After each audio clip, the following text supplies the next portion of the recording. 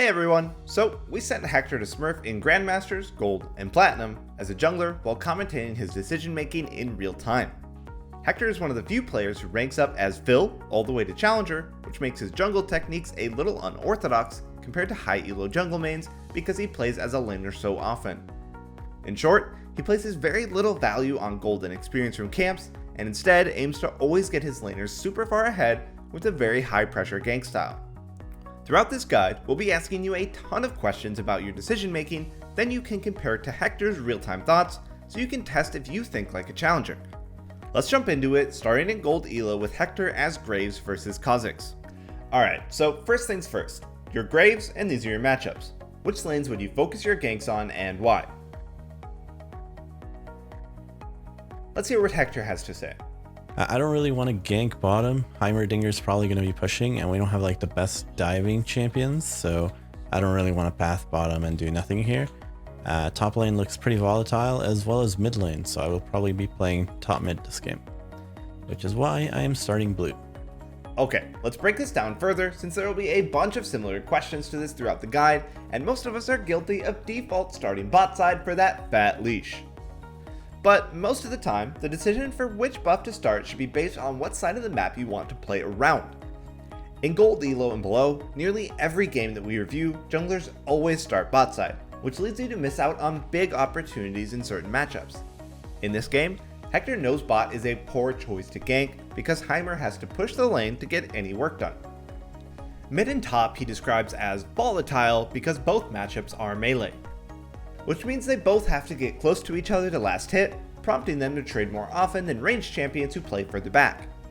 By starting bot, he can clear this side of the jungle and pass towards the area that he wants to influence. Let's see what he does next. So this guy is 3 camping. Okay, why do you think Hector knows Kha'Zix is 3 camping, and what information does that give you as a jungler?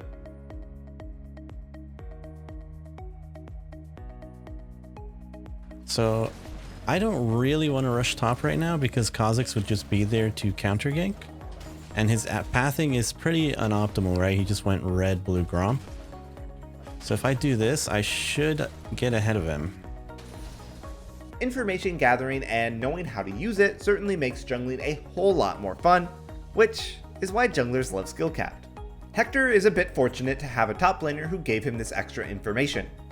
This allows him to identify that Kha'Zix has only done red buff and is doing a red to blue to Gromp start, which is an aggressive rush towards level 3. By rushing level 3, Kha'Zix will want to impact the map, either by ganking a lane, invading, or securing Scuttle Crab. With this information in mind, he'll just clear wolves and get a camp advantage over Kha'Zix while being aware that he may need to react to aggression from the Ka on topside.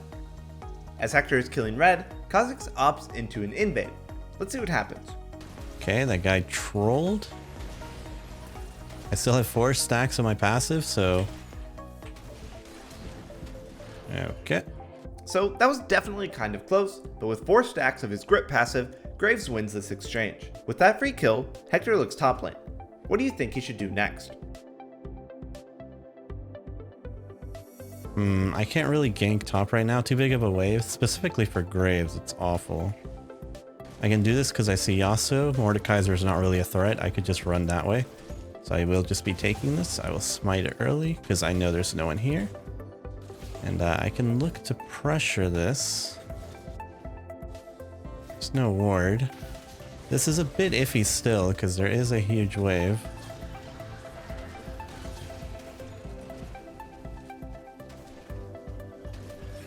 I hate Graves.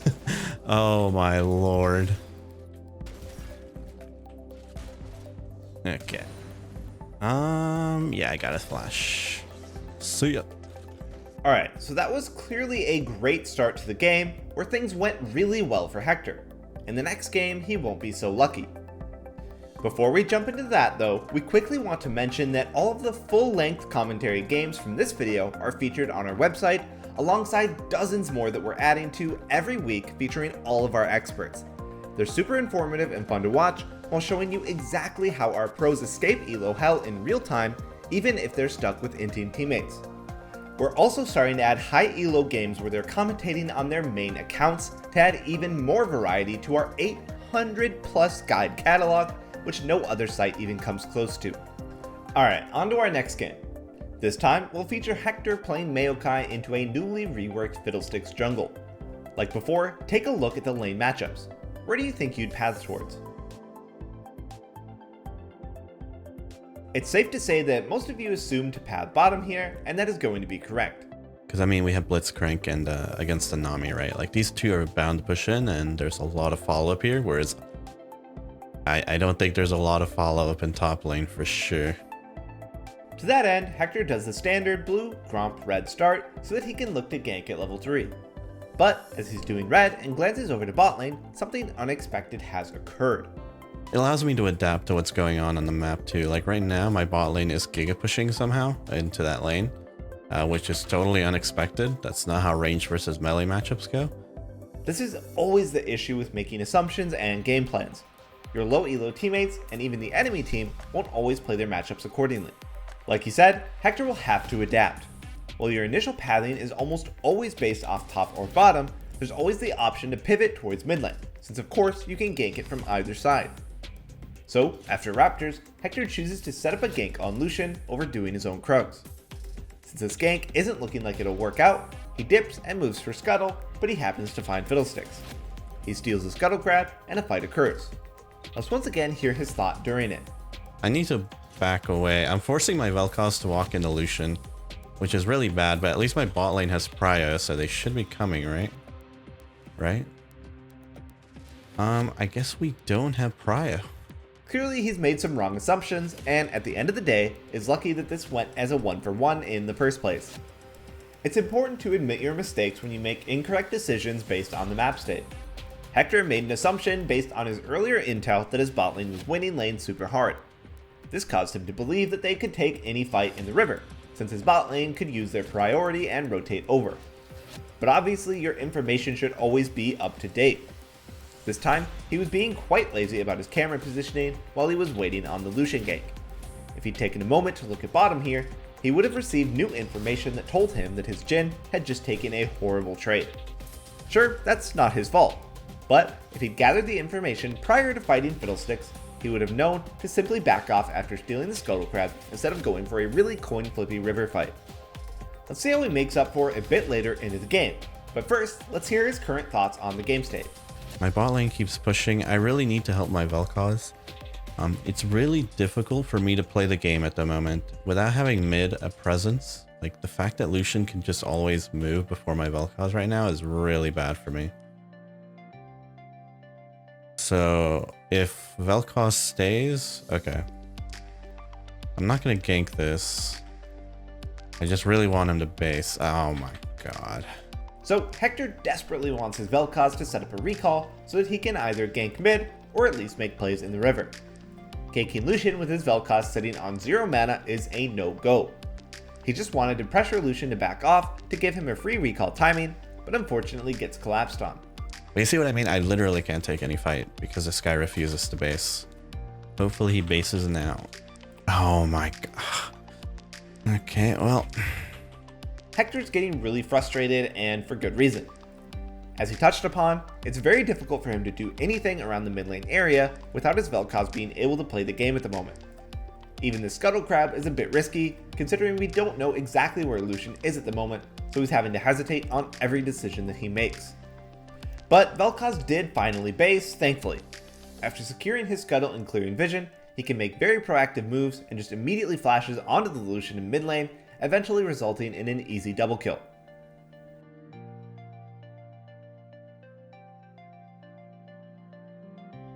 And that's going to wrap up the last low elo smurf game of this guide. Next, let's head into our Grandmasters Replay, where he'll be playing Taliyah into a Jarvan. Like before, let's look at the lane matchups. What do you think you'd do based on these lane states? Hector actually has pretty solid gank follow-up in all 3 lanes. In those cases, you'd want to prioritize the lanes that can snowball the hardest and have the most reliable follow-up.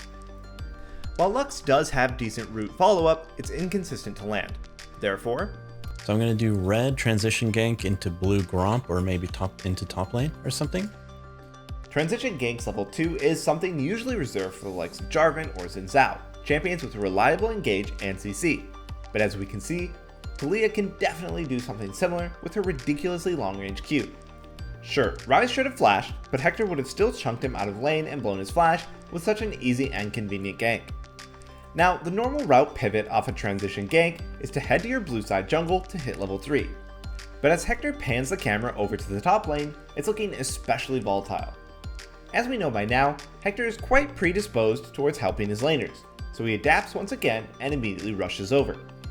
Unfortunately, Pantheon griefs and initiates a trade way too early. Instead of being able to go around to cut Riven off, he's forced into running straight at Riven, giving her an easy out. Despite Pantheon's failure, Hector can still output a lot of pressure on Riven, especially by clearing the ward that she just placed. After clearing his blue, which gives him level 3 from all the lane XP that he soaked, he moves top again. Once again, we see that even in high elo, your laners won't play according to plan.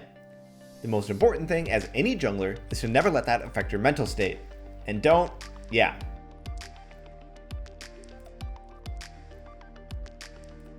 I just kind of tilted that my Pantheon pushed the wave instead of freezing, but he's still doing fine, so I shouldn't have tilted.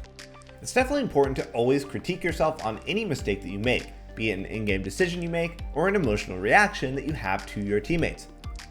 Now Hector is in a rough spot. What do you think he should do to come back into the game? Well, if you know Hector at all, he has a very simple game plan to get himself out of this pickle. So this Riven has no TP, so I'm just going to go top lane. I'm not going to catch back up this game by farming, I'm going to catch up by ganking, in my opinion. As he heads into top, Riven wards the Tri-Brush, so he has to go all the way around in her jungle. There is a risk that Jarvan is here, but as we've heard, he sees no other way back into this game, and this is a very important play to make for 2 reasons.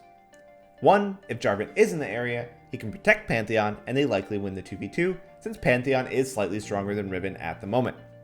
2, if Jarvan isn't there, he can just wait patiently to dive Riven. If this is successful, which it was, the Riven is completely shut out of the game. Now, he may be ridiculously far behind, but as we've covered, this is his specific style of jungle that he sticks to even when climbing. His reasoning behind being so selfless is simple. I am level 3, but I really don't care. I would rather just help my lanes out because they're going to help me catch up anyways. We see immediate results to his actions. Pantheon uses the free recall he got from the top gank to come bottom, ensuring an easy double kill. Later, he receives help from Pyke while Ryze overextends to kill him. And finally, he's fully back into the game with another Pyke roam ensuring a 1 skirmish in the bot lane.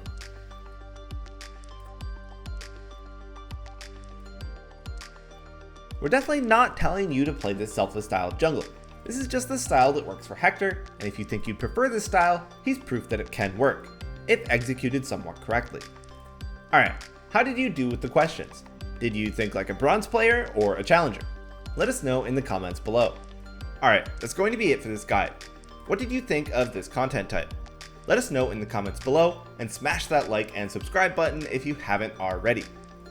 As a reminder, the full Smurf commentary games from Hector and our other experts are now live on our website, which we're now starting to roll out every week. So be sure to check us out there, along with the 800 additional guides that we have that are designed to help you escape elo hell. Thanks for watching, and see you next time.